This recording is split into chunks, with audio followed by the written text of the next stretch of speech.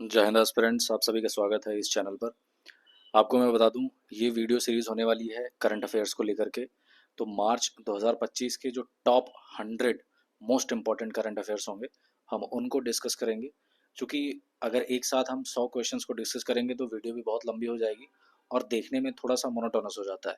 तो इसीलिए मैंने इस वीडियो को 4 पार्ट्स में डिवाइड किया है। आप यहाँ पे देखेंगे, ये वाला जो वीडियो है ये पार्ट 1 के बारे में है, ठीक है। पहला पार्ट इसमें हम डिस्कस करेंगे जिसमें कि 25 क्वेश्चंस होंगे, और ऐसे ही करके दूसरे पार्ट में 25, ऐसे करते हुए हम 4 पार्ट्स में इन टोटल टॉप 100 जो सबसे ज़्यादा इंपॉर्टेंट करंट अफेयर्स हैं मार्च 2025 के, उनको हम डिस्कस करेंगे, ठीक है। तो एक इम्पॉर्टेंट चीज़ और, कि आप टेलीग्राम चैनल को ज्वाइन कर लीजिए, ये यूज़र नेम है। यहाँ से आपको इम्पॉर्टेंट अपडेट्स और जो भी पीडीएफ्स होंगे वो यहाँ पे आपको मिल जाया करेंगे। तो यहाँ से जा कर के आप टेलीग्राम चैनल ज्वाइन कर सकते हैं, ठीक है। चलो शुरू करते हैं। सबसे पहला करंट अफेयर है रिसेंटली, इसको मैं साइड में कर देता हूँ, ठीक है। So recently the soil health card scheme. अच्छा, एक चीज़ मैं और बता दूँ, ये आपका जो आने वाला आर ओ का एग्ज़ाम है, यूपीएसआई का एग्ज़ाम है, पीसीएस का जो एग्ज़ाम है, उन सभी एग्ज़ाम्स में ये इम्पॉर्टेंट रोल प्ले करेगा। कोई सा भी एग्ज़ाम होने वाला है, करंट अफेयर हर एक एग्ज़ाम में पूछा जाता है। इसको अच्छे से तैयार कर लो, हर एक चीज़ बिल्कुल डेफिनेट कर लो, कि ताकि आपको एग्ज़ाम में प्रॉब्लम ना हो, ठीक है। तो पहला क्वेश्चन है, recently the soil health card scheme SHCS completed 10 years. With reference to the soil health card scheme, consider the following statements. तो हाल ही में 10 साल पूरा किया है सॉइल हेल्थ कार्ड स्कीम ने, तो उसके बारे में कुछ सेंटेंसेस लिखे हुए हैं। जैसे पहला है, it was launched in Suratgarh in 2015, ठीक है। Soil health card contains status of the soil with respect to 12 parameters, with copper being one of the micro nutrients. तो कह रहा है, जो ये स्कीम लॉन्च की गई थी, पहला स्टेटमेंट है कि 2015 में सूरतगढ़ से लॉन्च की गई थी, बिल्कुल सही सेंटेंस है। 2015 में इसको 19 फरवरी 2015 में लॉन्च किया गया था, और उस समय भी हमारे जो प्रधानमंत्री थे श्री नरेंद्र मोदी जी, उन्होंने ही लॉन्च किया था। सूरतगढ़ एक जगह है राजस्थान में, वहाँ से इस स्कीम को लॉन्च किया गया था। इसको लॉन्च करने का मेन मकसद ये था कि जो सेंट्रल गवर्नमेंट है उस वो स्टेट गवर्नमेंट्स की हेल्प करेगी, किसमें, जो कि देश के किसान हैं, उनको ये स्कीम प्रोवाइड की जाएगी ताकि उनको हेल्प मिल सके। उनकी जो मिट्टी है खेत की वो कैसे है, उसमें कैसे इम्प्रूवमेंट्स किए जा सकते हैं। तो ओवरऑल ये अ, किसानों के फ़ायदेमंद के लिए बात की गई थी। तो पहला सेंटेंस बिल्कुल सही है। दूसरा है, कह रहा है कि इसमें, इस सॉइल हेल्थ कार्ड जो था, इसमें था स्टेटस, आपकी जो मिट्टी थी फार्मर्स की, खेतों की, उसका स्टेटस था, किन किन चीज़ों का उसमें समावेश किया गया था, क्या क्या चीज़ें इन्वॉल्व थी। तो 12 पैरामीटर्स थे, जिनमें से कॉपर भी उनके एक माइक्रो न्यूट्रिएंट्स में था। तो बिल्कुल सही है, ये भी सेंटेंस सही है। था उसमें दो, जो 12 पैरामीटर्स हैं उनमें, जैसे सल्फर है, zinc, iron, copper, manganese, boron, ये सारे माइक्रो न्यूट्रिएंट्स उनमें एक स्टेटस शो करते हैं। तो ये सारी चीज़ें इसमें डिस्प्ले की गई थी। पीएच, एसिडिटी और बेसिसिटी का जो इंडिकेटर है वो इसमें बात की गई है। तो ऐसे ही करके हर एक पैरामीटर्स को डिस्कस किया गया है। तो बिल्कुल कॉपर भी उनमें से एक है, एंड इस हिसाब से option C is the right answer, both 1 and 2। फिर अगला प्रश्न है, रिसेंटली इंडियाज फर्स्ट, एक मिनट इसको इस साइड कर देता हूँ। Recently, India's first open-air art wall museum was inaugurated by the Union Minister of State for Science and Technology. It is located in which of the following city? किस city में इसको launch किया गया, इस open air art wall museum को? Options हैं new Delhi, Goa, Chennai, Jaipur. Right answer is option A, new Delhi. इसके बारे में अगर हम बात करें, तो जो डॉक्टर जितेंद्र सिंह हैं वो हैं union minister of state for science and technology. तो डॉक्टर जितेंद्र सिंह ने ही इसको लॉन्च किया। नई दिल्ली में एक जगह है मौसम भवन करके, वहाँ पे इस म्यूज़ियम को लॉन्च किया गया। और इसको लॉन्च इसलिए किया गया कि इंडिया मीटियोरोलॉजिकल डिपार्टमेंट IMD का 150 साल पूरा हुआ था, उसके उपलक्ष्य में इसको लॉन्च किया गया था, इस म्यूज़ियम को इसको ओपन किया गया, ठीक। क्वेश्चन नंबर 3 पे हम बात करते हैं। The Brazilian government has recently approved the joining to OPEC plus, which of the following is not a member country of OPEC plus. तो हाल ही में क्या हुआ, ब्राज़ीलियन गवर्नमेंट ने कहा, ब्राज़ील ने कहा भैया हम भी ओपेक प्लस ज्वाइन करेंगे, और इस वजह से करंट बना। तो क्वेश्चन ये है कि इन सारे ऑप्शंस में से कौन सा ऐसा देश है जो कि ओपेक प्लस का मेंबर नहीं है। Options are Brunei, Sudan, Mexico, Kyrgyzstan. अगर आप देखोगे right answer is option D, Kyrgyzstan. देखो, ओपेक और ओपेक प्लस कंट्रीज के बारे में कुछ मैं इंपॉर्टेंट पॉइंट्स आपको बता दूं। ओपेक का फुल फॉर्म होता है organization of petroleum exporting countries. ये ऐसे देश हैं जो कि पेट्रोल एक्सपोर्ट करते हैं बाकी के देशों को। ये एक परमानेंट इंटर गवर्नमेंटल ऑर्गेनाइजेशन है। इसको क्रिएट किया गया था 1960 में। इराक की कैपिटल बगदाद में एक कॉन्फ्रेंस हुई थी, वहाँ पे इसको 1960 में इसको क्रिएट किया गया था। 5 देश थे जिन्होंने मिलकर इसका क्रिएशन किया था। वो थे Iran, Iraq, Kuwait, Saudi Arabia और वेनेजुएला। उसके बाद में यही फाउंडिंग मेंबर्स थे और उसके बाद धीरे धीरे और भी देश इसमें जुड़ते गए, तो ये ओपेक बना। अच्छा, ओपेक और ओपेक प्लस में अंतर ये है कि ओपेक तो ऐसे देशों की लिस्ट है, ऐसे देश हैं जो कि ऑयल एक्सपोर्ट करते हैं, ये ओपेक हो गए। ओपेक प्लस ऐसे हैं जो कि ऐसे देश जो कि ऑयल तो एक्सपोर्ट करते हैं बट ओपेक का मेंबर नहीं है वो।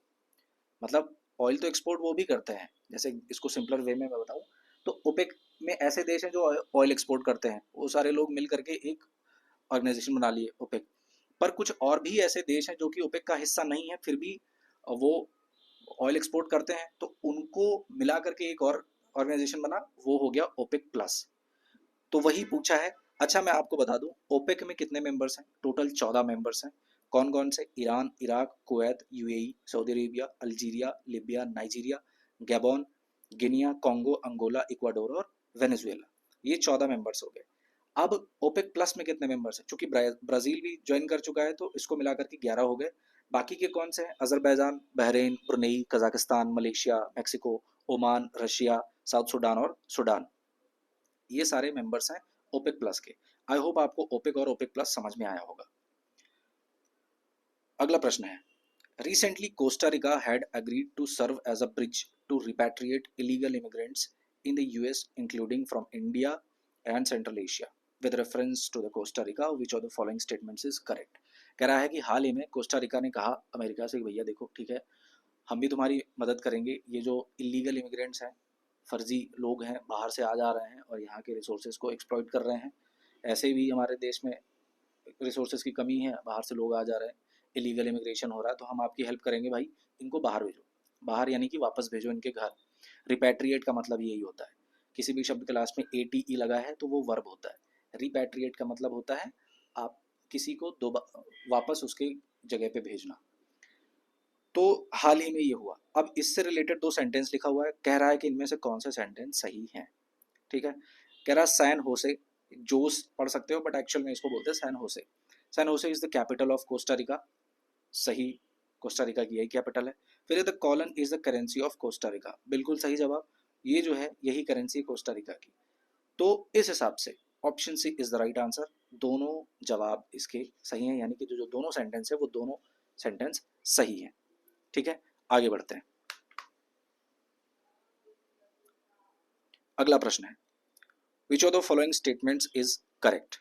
इनमें से कौन सा स्टेटमेंट करेक्ट है? ये सारे करंट अफेयर्स हैं। ठीक है, गूगल हैज ऑफिशियली ओपनड अनंत इन बेंगलुरु।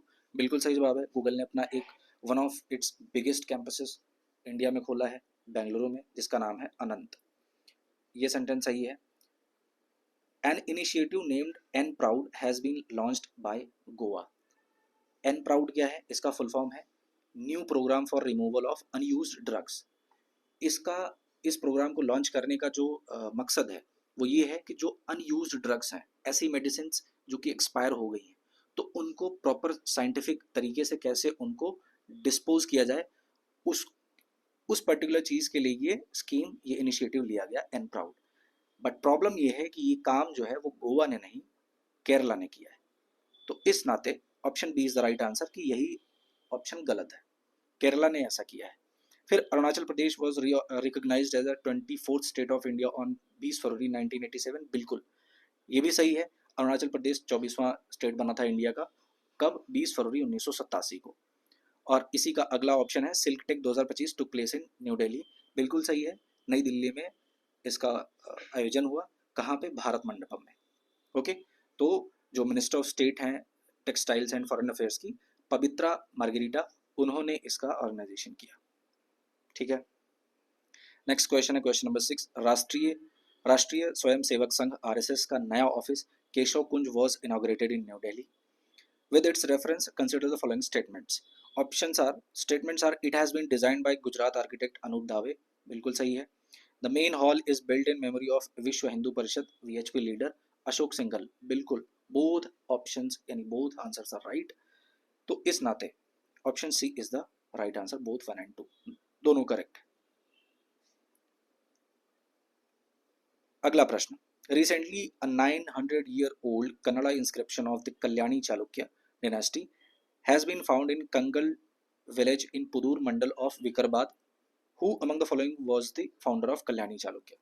तो हाल ही में 900 साल पुराना एक कन्नड़ इंस्क्रिप्शन मिला, कहाँ पे, किनका था वो, जो कल्याणी के चालुक्य थे उनका था, और ये मिला है कहाँ पे, कर्नाटक में। ठीक है, अब कर्नाटक में विकाराबाद में एक पुडूर मंडल है, उसी के गांव कंकल गांव में ये मिला है।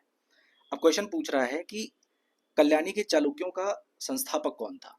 ऑप्शन है तैलप द्वितीय, विक्रमादित्य सिक्स्थ, सोमेश्वर द्वितीय एंड राजराजा प्रथम। राइट आंसर क्या होगा? The right answer is option ए, तैलप द्वितीय। 1973 में, ठीक है, 1973 एडी में इन्होंने स्थापना करी थी, किसकी, चालुक्यज ऑफ कल्याणी, ये एक ब्रांच थी चालुक्यों की, इसकी स्थापना करी थी।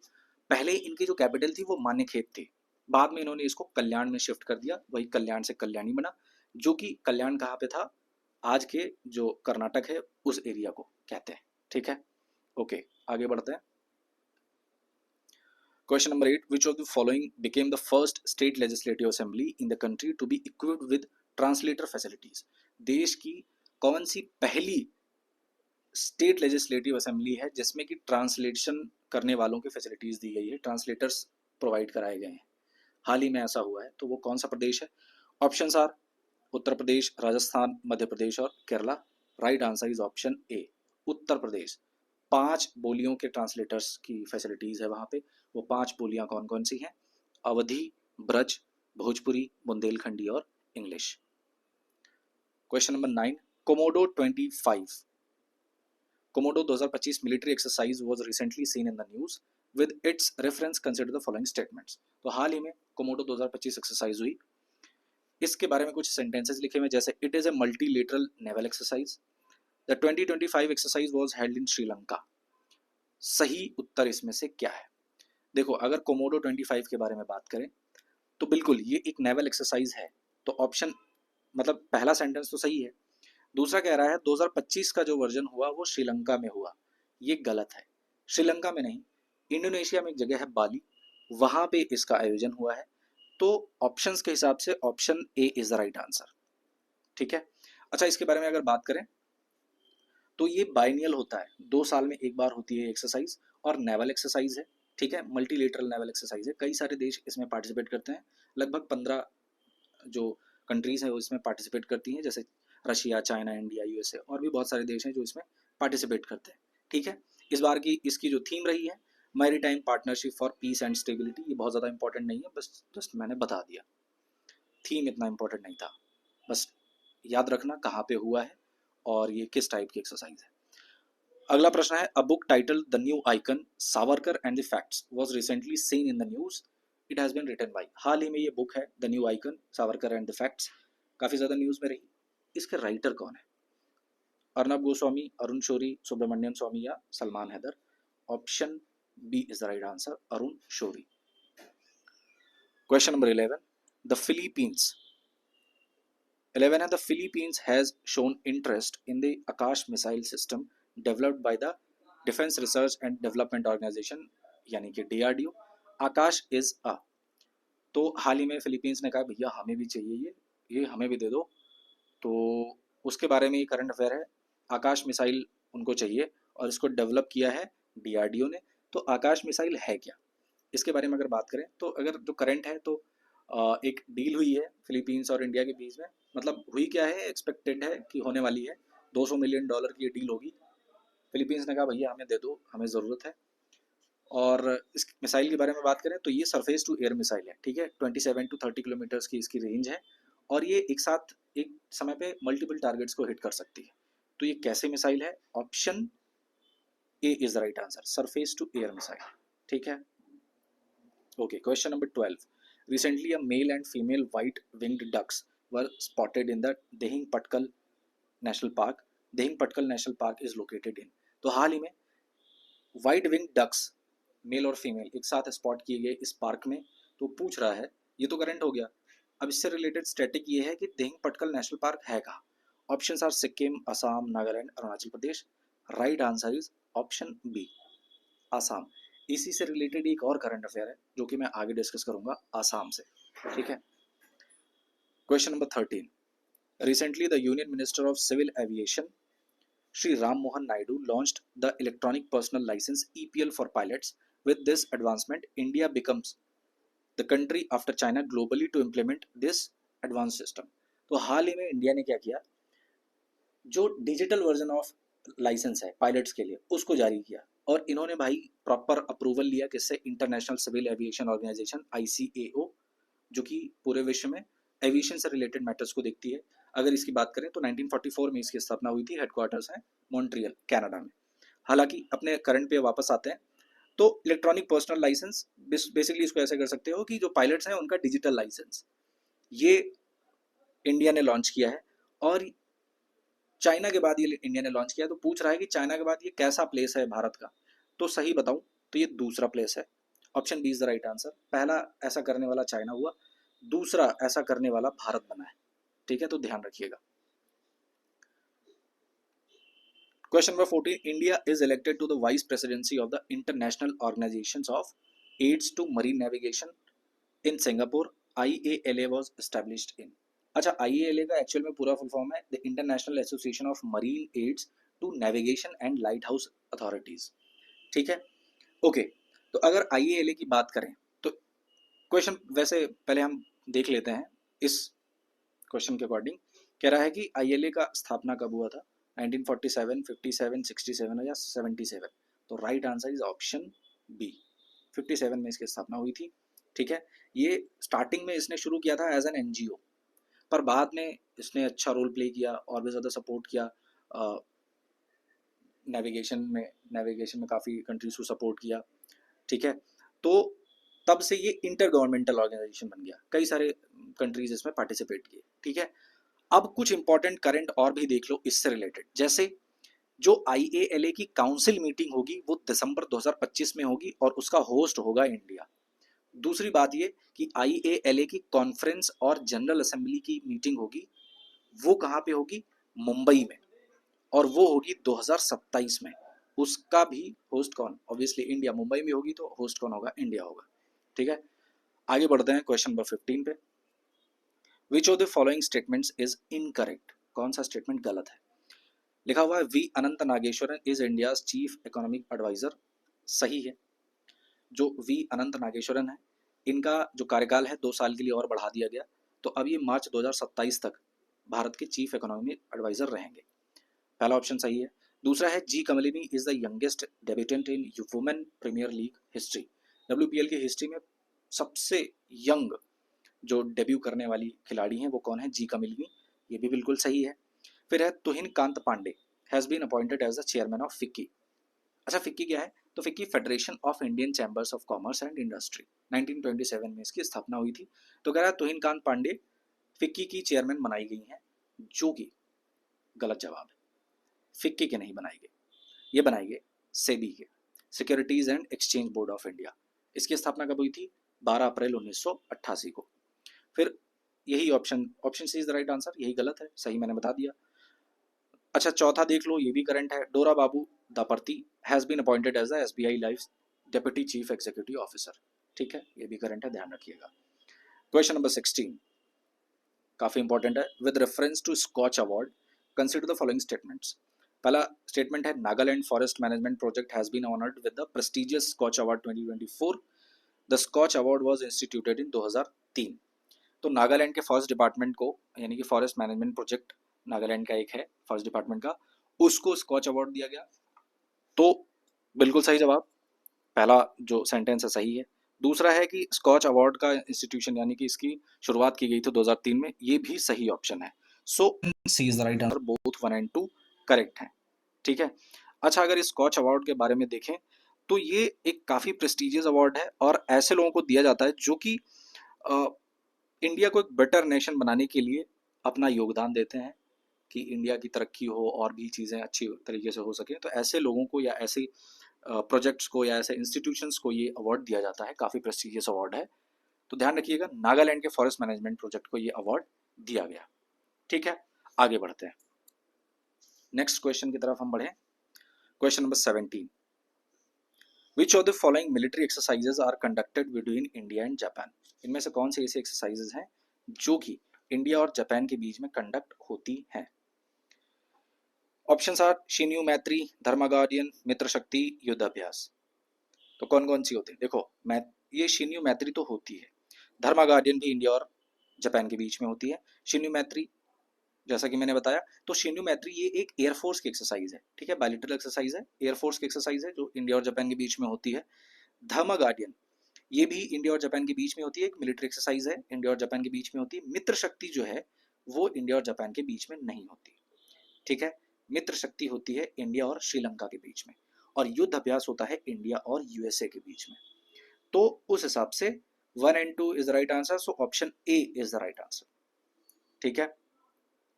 ओके, अच्छा, एक और एक्सरसाइज होती है इंडिया और जापान के बीच में, जिमेक्स, ठीक है, जापान इंडिया मैरीटाइम एक्सरसाइज, ये भी होती है। और मालाबार एक एक्सरसाइज है, ये एक मल्टी नेशनल नेवल एक्सरसाइज है मालाबार, जिसमें इंडिया, जापान, यूनाइटेड स्टेट्स और ऑस्ट्रेलिया पार्टिसिपेट करते हैं। कौन सी? मालाबार। तो कह सकते हैं इंडिया और जापान के बीच में मालाबार भी होती है। Next question number 18, with reference to World Day of Social Justice, consider the following statements. It is observed on 20th March. The theme 2025 was strengthen a just transition for a sustainable future. कह रहा है इनमें से correct कौन कौन सा है? सो 20 मार्च को ये मनाया जाता है, पहला सही है। और दूसरा कि इसकी जो थीम रही है वो strengthen a just transition for a sustainable future, ये भी सही है, ठीक है। तो दोनों ये सही हैं, option C is the right answer. इसकी बात करें अगर World Day of Social Justice की, इसकी शुरुआत हुई थी ये जो UNGA United Nations General Assembly का 62वां सेशन हुआ था 2007 में, तब शुरुआत किया गया था इसका, ठीक है। Question number 19, one man office platform, ठीक है, वन मैन ऑफिस प्लेटफॉर्म है, रिसेंटली न्यूज़ में देखा गया। इसको किसने लॉन्च किया है? Options are RBI, SEBI, LIC और FSSI. Right answer is option C, LIC ने इसको लॉन्च किया है। वन मैन ऑफिस क्या है? ये एक डिजिटल प्लेटफॉर्म है जिसमें कि जो एजेंट्स हैं और सेल्स एसोसिएट्स हैं वो क्या करेंगे, अपनी पॉलिसीज़ को सेल कर सकेंगे, बिजनेस को ट्रैक कर सकेंगे, और जो कस्टमर सर्विस है राउंड द क्लॉक वो प्रोवाइड करवा सकेंगे कस्टमर्स को, ठीक है। तो एलआईसी ने लॉन्च किया। अच्छा, कुछ इंपॉर्टेंट पॉइंट, जैसे आरबीआई लिखा हुआ है, ठीक है, तो आरबीआई के अभी करंट के गवर्नर कौन है? 26वें गवर्नर संजय मल्होत्रा है। सेबी की बात चल रही है, सिक्योरिटीज एंड एक्सचेंजेस बोर्ड, मैंने ही बताया, तो सेबी के चेयरमैन कौन है? तुहिन कांत पांडे। एलआईसी के सीईओ और एमडी कौन है? सिद्धार्थ मोहंती। और एफएसएसआई जो कि food standards and safety authority of India, यानी कि food safety and standards authority of India, इसके जो चेयरपर्सन है वो है पुण्य सलीला श्रीवास्तव, ये एक महिला है, ठीक है। Question number 20. Recently, an important memorandum of understanding (MOU) was signed between National Highways Logistics Management Limited and Inland Waterways Authority of India to develop a state-of-the-art multi-modal logistics park in which district of Uttar Pradesh? तो एक multi modal logistics park बनाया जाएगा, उत्तर प्रदेश के किस जिले में बनाया जाएगा? दो मतलब संस्थाएं हैं जिन्होंने मिल करके एक दूसरे से ये समझौता किया है। तो वो कौन कौन सा है? NHLML यानी कि national highways logistics management limited, और दूसरा है inland waterways authority of India. तो right answer is option B, Varanasi. Varanasi में पार्क बनाया जाएगा, ध्यान रखिएगा, ठीक है। क्वेश्चन नंबर 21, हाल ही में prime minister Narendra Modi has become the first Indian to be awarded the highest civilian honour, Grand Commander of the Order of the Star and Key of the Indian Ocean. ये अवार्ड का नाम है। Question है ये किस देश का अवार्ड है, हाईएस्ट सिविलियन ऑनर है किस कंट्री का? Options are Madagascar, Mauritius, Seychelles, Comoros. Right answer is option B, Mauritius. Mauritius का हाईएस्ट अवार्ड है ये, हाईएस्ट सिविलियन ऑनर है, ठीक है। क्वेश्चन नंबर 22 सावित्री बाई फुले, इनकी 128वीं डेथ एनिवर्सरी मनाई गई 10 मार्च को, ठीक है, 10 मार्च 2025 को इनकी 128वीं डेथ एनिवर्सरी बनाई गई। कह रहे हैं कि नीचे के स्टेटमेंट्स को देखो और बताओ कि कौन सा ऑप्शन सही है। यहाँ पे बाई मिस्टेक है, ही नहीं होगा, शी होगा, ठीक है, थोड़ा सा प्रिंटिंग मिस्टेक है, टाइपिंग मिस्टेक हो गई है, I am sorry for that. Okay, so she was born on January 3, 1831 in Satara, Maharashtra. And second sentence is she established the first school for girls in Satara 1848. तो अगर पहले sentence की बात करें तो बिल्कुल सही है, इनका जन्म हुआ था 3 जनवरी 1831 को महाराष्ट्र के सतारा में, ठीक है।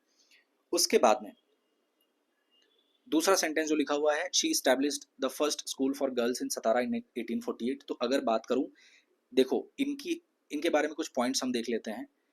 इनके जो पति थे महात्मा ज्योतिबा फुले, उनके साथ इनका विवाह हुआ, ठीक है, और इन दोनों ने मिल करके 1848 में सतारा में नहीं, पुणे में इन्होंने इस स्कूल की स्थापना करी थी, पहला स्कूल लड़कियों के लिए। तो दोनों पति पत्नी ने मिल करके ये स्कूल की स्थापना करी थी। तो ऑप्शन जो सेकंड है वो गलत है, and that is why option A is the right answer. केवल एक ही सेंटेंस इसमें सही है। अगर इनके बारे में बात करूं तो इन्होंने ही, मतलब ये दोनों पति पत्नी ने मिल करके पहली बार एक गृह खोला था जिसका नाम था बाल हत्या प्रतिबंधक गृह। किसके लिए था? जो उस समय जो विधवा महिलाएं थी, जो रेप पीड़िताएं थी, उनके लिए एक घर बनाया, एक गृह खोला जिसका नाम था बाल हत्या प्रतिबंधक गृह। 1863 में बनाया था। ये ध्यान रखिएगा, काफी इंपॉर्टेंट है, तो क्वेश्चन में पक्का पूछ सकता है क्योंकि अभी हाल ही में उनकी डेथ एनिवर्सरी रही। Question number 23, the ministry of agriculture and the farmers welfare, government of India, released the second advance estimate of production of major agricultural crops only kharif and rabi for the year 2024-25। तो ministry of agriculture और farmers welfare ने एक second advance estimate निकाला है कि जो major agricultural crops हैं, खास करके खरीफ और रबी की 2024-25 में उनका एस्टिमेटेड प्रोडक्शन कितना होगा। तो सेंटेंसेस लिखे हुए हैं, wheat production is estimated at 115.3 million tons during the year 2024 to 2025.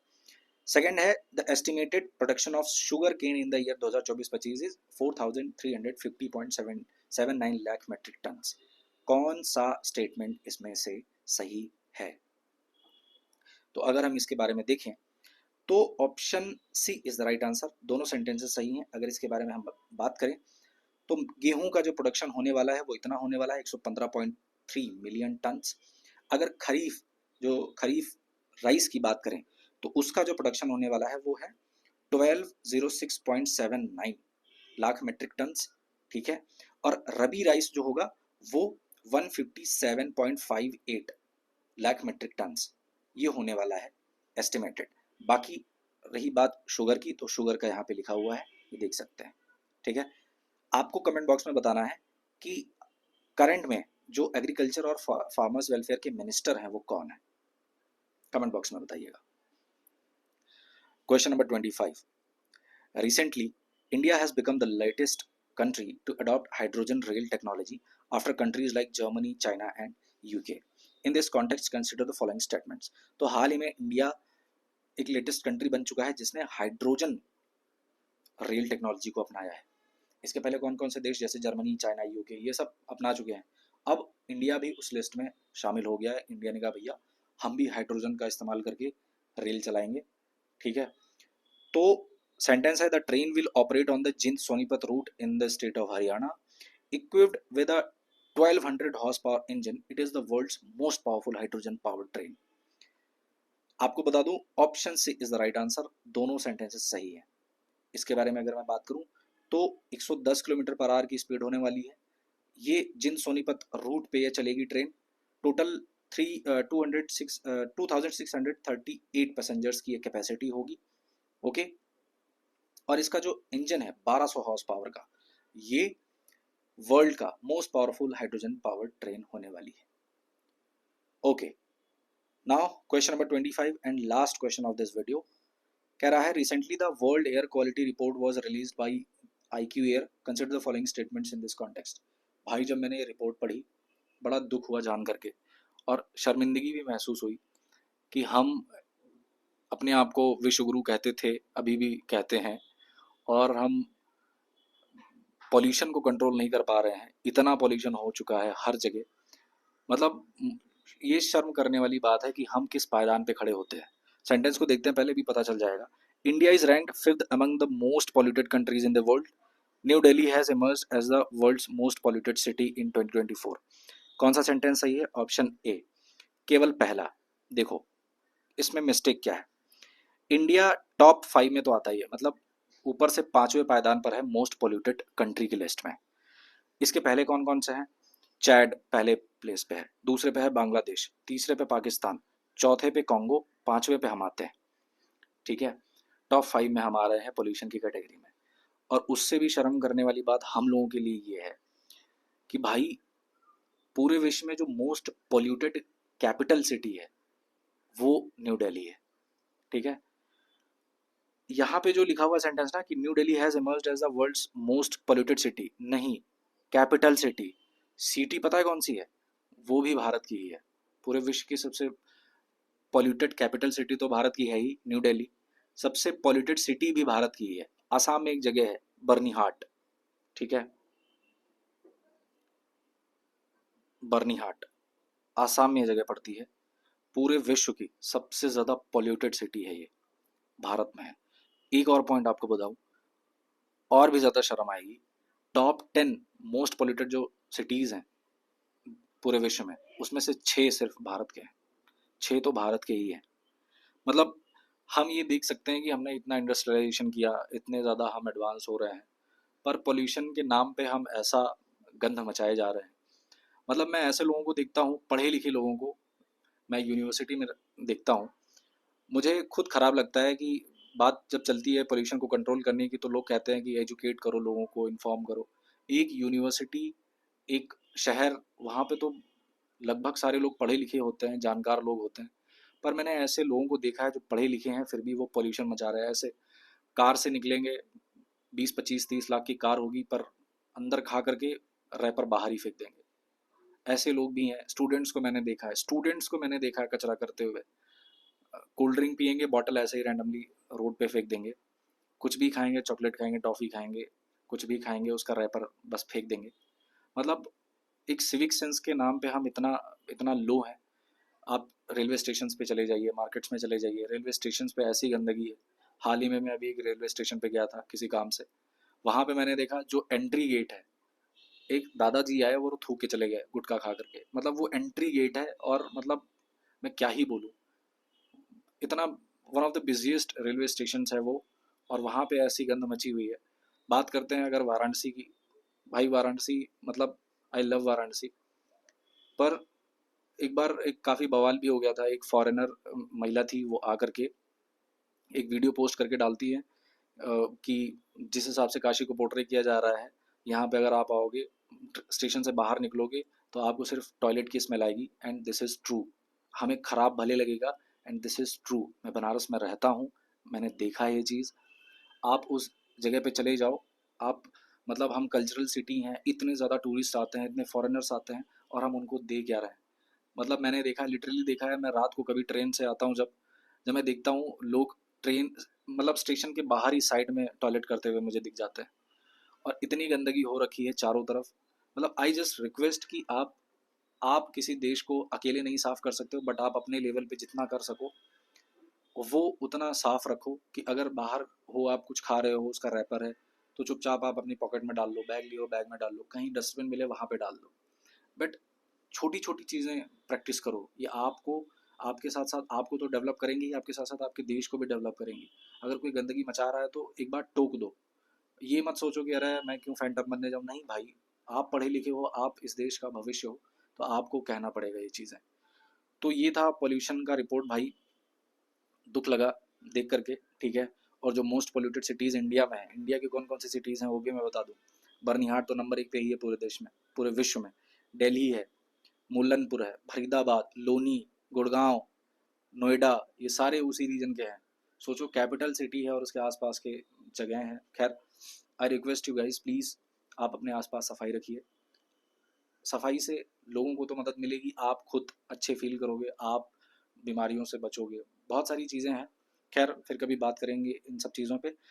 ये थे 25 क्वेश्चंस, और आपसे रिक्वेस्ट है, अगर आपको वीडियो अच्छा लगा, कुछ भी इन्फॉर्मेटिव आपको मिला है, तो वीडियो को लाइक करिएगा, चैनल को सब्सक्राइब करिए। जो भी सुझाव हो, सलाह हो, कमेंट बॉक्स में डालिए, अपने दोस्तों को शेयर करिए। एग्ज़ाम आ रहे हैं भाई, लग जाओ, कंप्लीट तरीके से खुद को झोंक दो, अच्छे से पढ़ाई करो। मिलते हैं नेक्स्ट वीडियो में, और हाँ, टेलीग्राम चैनल को ज्वाइन कर लीजिएगा। मिलते हैं नेक्स्ट वीडियो में, टिल देन टेक केयर, जय हिंद।